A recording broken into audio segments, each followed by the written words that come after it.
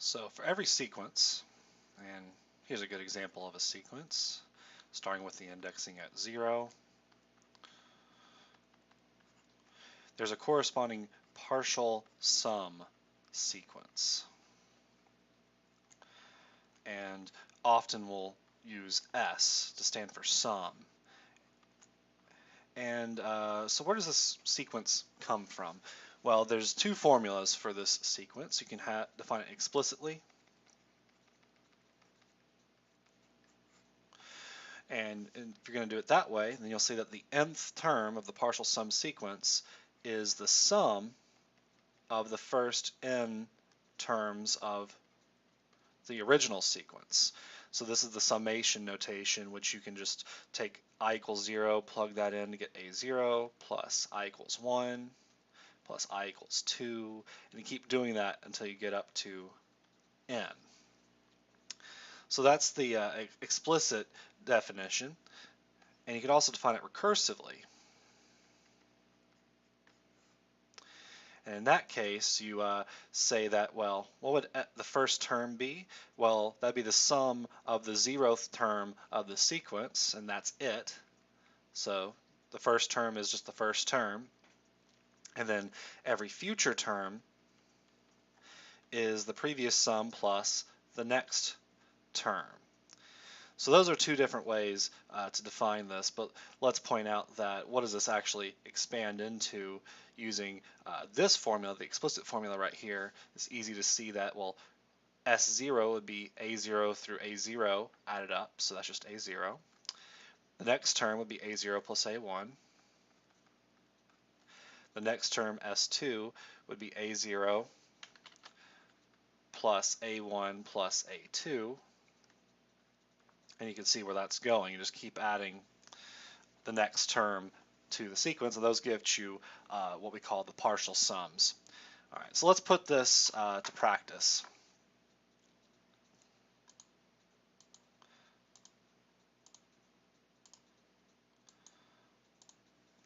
So we're going to write out the first few terms of a partial sum sequence.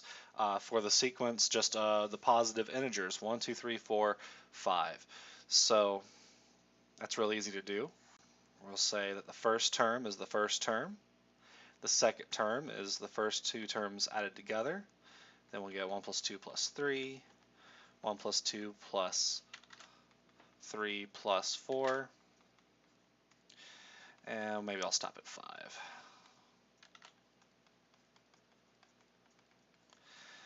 All right, so here we get 1. Here we get 1 plus 2 is 3. And then if we think of this with the recursive definition, each term is going to be just the new thing plus the previous thing. So 1 plus 2 is 3, plus 3 is 6. Then we're adding 4. 6 plus 4 is 10. We're adding 5. 10 plus 5 is 15. All right. So let's take a look at another example.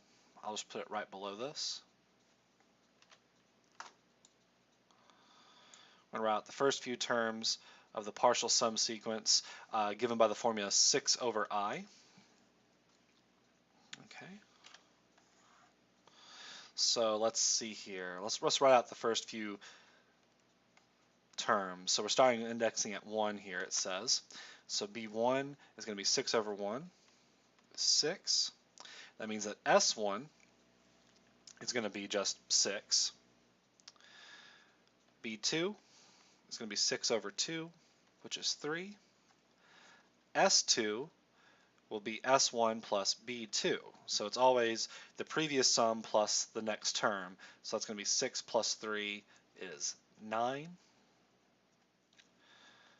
B3, 6 divided by 3 is 2. So S3 is going to be the previous sum plus B3.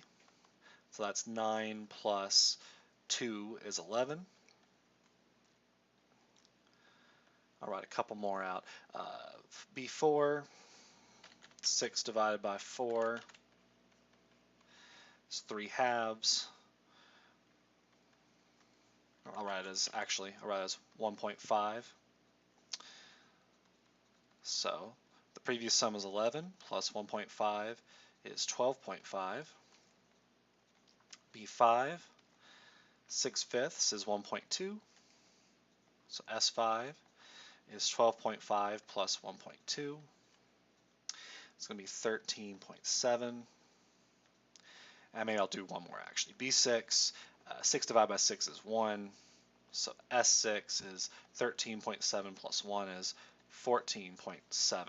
So let's go ahead and we got these terms 6, 9, 11, 12.5, 13.7, 14.7.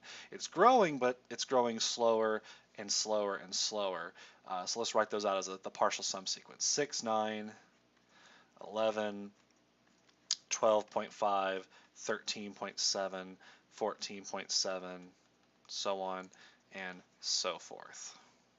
All right, so there is my partial sum sequence defined by 6 over I. So 6, 3, 2, 1.5, 1.2, 1 becomes 6, 9, 11, 12.5, 13.7, 14.7.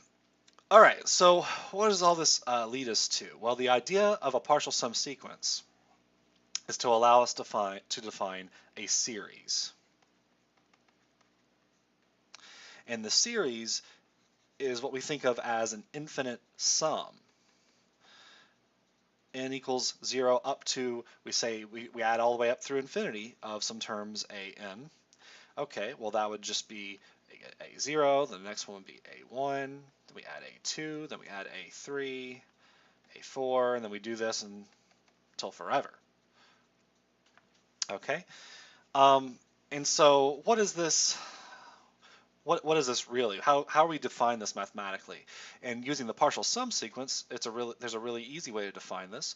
We simply say that the infinite sum is the limit as n goes to infinity of the nth partial sum, which we can write as the limit as n goes to infinity of the sum I equals 0 to n of a I, and we switch out the index here. We label it with I instead of n because we want to limit the top as n to infinity. Although if you prefer, you could also make that m on the top,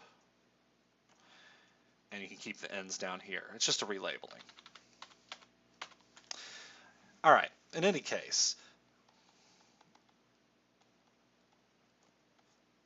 a series is thought of as the infinite sum of a0 plus a1 plus ... plus an. So we're just going to keep adding more and more things. And well, does that even make sense? Would that limit actually equal a real finite number? Because all real numbers are finite, L. And sometimes it does, and sometimes it doesn't. And so if this partial sum sequence converges, then we say the series converges, and it has the value of L. In fact, we'll even say that L equals, whatever this number is, equals the series. Of course, it may be the case that everything diverges.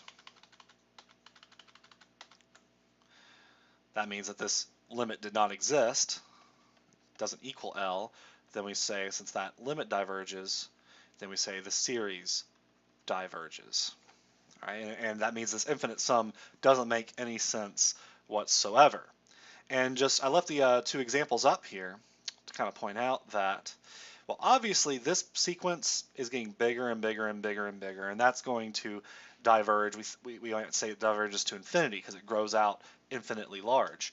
So that the sum of all the positive integers, 1 plus 2 plus 3 plus 4 plus 5 plus 6, obviously that isn't going to be a finite real number. This one is not so clear because the things that we're adding are getting smaller and smaller. It turns out that this does diverge, but it's not as obvious because things are getting closer and closer together. You can prove that it's getting closer and closer together, but it's not going to ever settle down to some finite number, as it turns out. And we'll learn ways of seeing that. Okay, so here is the definition of a series, and what we'll need to do is learn various ways of determining does it diverge, or if it converges, often we'll want to know what it actually converges to.